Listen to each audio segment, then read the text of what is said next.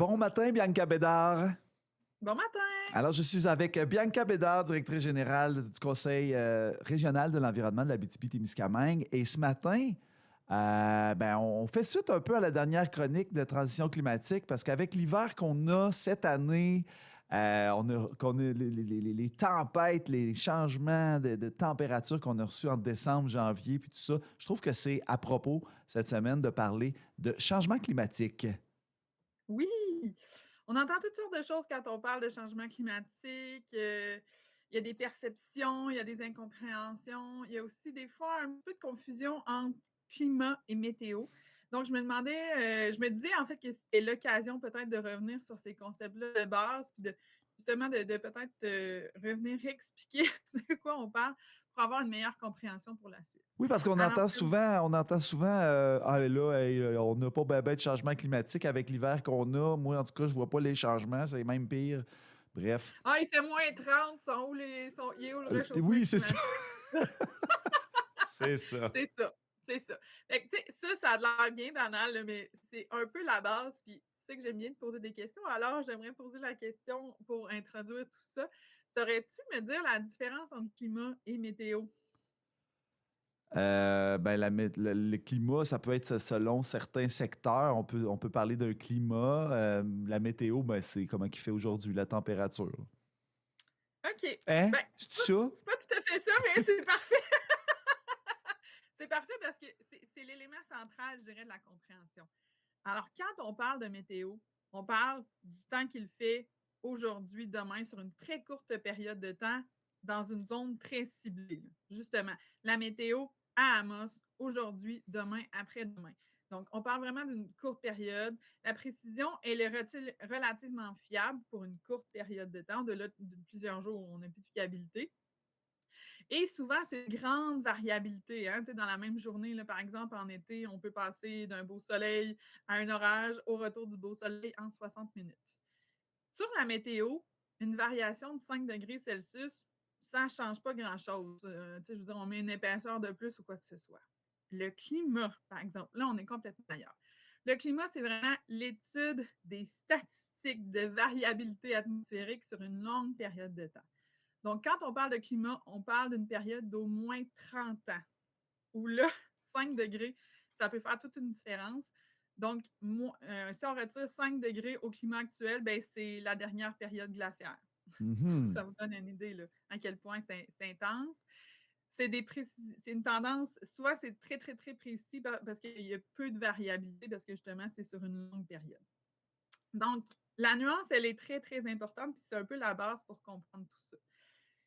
Quand on parle de changement climatique, en fait, ce qui se passe, il faut revenir aussi au principe du concept de base. Il y a de la vie sur la Terre parce qu'on a la chance sur la Terre d'être entouré de l'atmosphère l'atmosphère qui joue un peu le rôle de serre, là, comme une serre, donc qui retient le rayonnement infrarouge et qui permet justement d'avoir un certain contrôle sur la température. Si on n'avait pas l'atmosphère, il ferait une moyenne de moins 17 degrés le jour et de moins 120 degrés la nuit.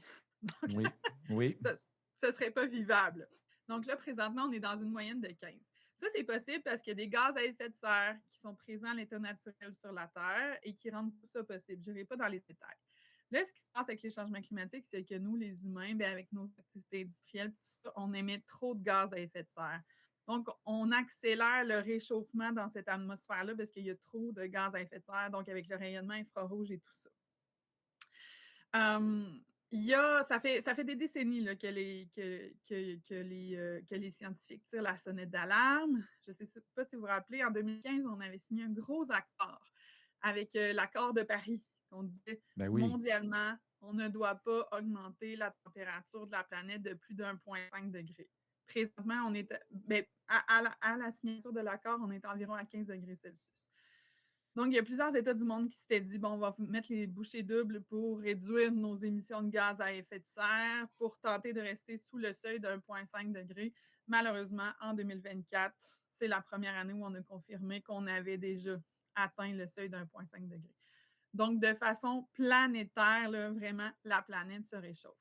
Ça peut sembler un peu contre-intuitif, mais le réchauffement, il est plus important vers les pôles en descendant. Donc, dans le secteur de l'équateur, vraiment au centre de la Terre, c'est un peu moins perceptible que vers le nord. Donc, Ah nous, on oui? est au nord. Oui, ben, ouais, c'est de par nos positionnements et l'alignement de la Terre, tout ça. Mais c'est pas là, justement, qu'on retrouve le plus d'impact du réchauffement climatique Ben, dans le secteur de l'équateur? non, c'est plus à l'épaule où justement, là, on assiste à des fontes de la calotte glaciaire puis du pergélisol On puis le tout ça. perçoit davantage, mais moi, je pense au tsunami ou Ben, les justement tsunamis, ça a rien à, les tsunamis, ça n'a rien à voir avec les Bon, changements bon, climatiques. ben Les c'est tsunamis, parfait. c'est Tu fais c'est de bien de me le dire. l'activité c'est de l'activité volcanique là, Et, sous les océans. et les îles là, qui deviennent inondées, les villes là, Ben, portuaires. ça, c'est un très bon point. En fait, ces îles-là sont inondées parce que les glaces dans le nord fondent et là, ça fait augmenter le niveau moyen marin. Donc, ces îles-là qui ont très, très peu d'élévation, là, comme par exemple, l'exemple le plus connu, c'est le pays de Tuvalu, là, justement, proche des Philippines, les Fidji, tout ça. Ben, eux, leur élévation moyenne du pays au-dessus du niveau de la mer, c'est moins de 3 mètres.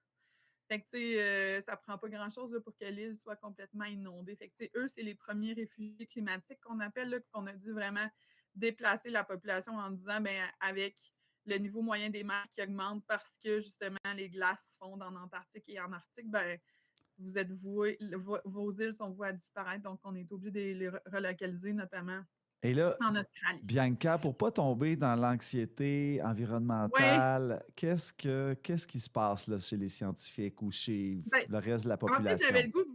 j'avais le goût de vous montrer un peu qu'est-ce qui va se passer pour notre région, là, simplement pour qu'on puisse un peu se préparer parce qu'on a une super équipe au Québec qui s'appelle Uranus qui a fait un beau tableau synthèse des projections climatiques. Malheureusement, je pourrais pas diminuer l'anxiété tant que ça aujourd'hui. Toutefois, je me dis qu'une personne avertie en vaut deux parce que quand on connaît, ben, on peut mieux se préparer. Alors, ce qui nous attend pour les prochaines années, sachez en climatologie, on y va par projection. Il y a des projections qui sont pessimistes, puis il y a des projections qui sont plus réalistes, plus optimistes, je vais dire. Je vais essayer de faire une moyenne entre les deux. Ce qui nous attend notamment pour la région de l'Abitibi-Témiscamingue, si je prends la section 2041-2070, donc encore, on se rappelle une période d'environ 30 ans, climat, on risque de voir une augmentation de la moyenne annuelle des températures qui pourrait atteindre 5 degrés Celsius en région. Donc, sur la moyenne annuelle. Donc, c'est quand même important parce que, justement, pour la moyenne hivernale, c'est aussi ça, une augmentation d'environ 4 à 5 degrés. En été, on va observer une augmentation de journées où la température est au-delà de 30 degrés. Présentement, on est autour de 4-5. On pourrait aller jusqu'à 18 dans le scénario pessimiste. Donc, c'est plusieurs jours dans l'été. Donc, ça, comment ça va se traduire? Ça va se traduire, par exemple, si je parle de l'hiver, ben, c'est exactement ce qu'on a observé, là, je dirais aujourd'hui. Cet hiver, pardon. C'est plus de précipitations totales. Si vous avez une augmentation de la température en hiver, ben, ça veut dire plus de neige. Ça veut aussi dire plus de pluie. De la pluie, on en a eu cet hiver. Ça veut aussi dire une augmentation des cycles de gel, des gels redoux qui posent beaucoup de casse-tête à beaucoup de monde, mais une baisse de fréquence de froid extrême. Ce que ça va amener aussi au printemps, on va avoir des crues printanières hâtives. Donc, il va falloir se préparer. Si on a plus de neige en hiver, ben, on va avoir des crues au printemps. Puis au printemps, on va encore avoir un petit peu moins de neige, mais plus de pluie. Donc, des quantités d'eau assez importantes. En été, toutefois, là, ça bascule. Plus de périodes très chaudes, des événements météorologiques extrêmes, comme justement des pluies, de la grêle, des grands vents. Je ne sais pas si vous vous rappelez, là, en été 2025, on a eu plusieurs avertissements de tornades sur nos téléphones. Il va falloir se préparer justement des événements météorologiques extrêmes de ce cas-là et des étiages, donc des périodes de sécheresse où on va voir que le niveau d'eau dans nos cours d'eau, dans nos lacs, vont être très bas. Et même chose pour l'automne. Donc, c'est le scénario là, qui nous attend, là, même dans la moyenne, si je fais une moyenne, entre, entre les projections pessimistes et les projections optimistes, je dirais. Donc, c'est exactement pour ça qu'on prépare la transition écologique. On en a parlé dans la dernière chronique. Les gens peuvent aller réécouter cette chronique-là.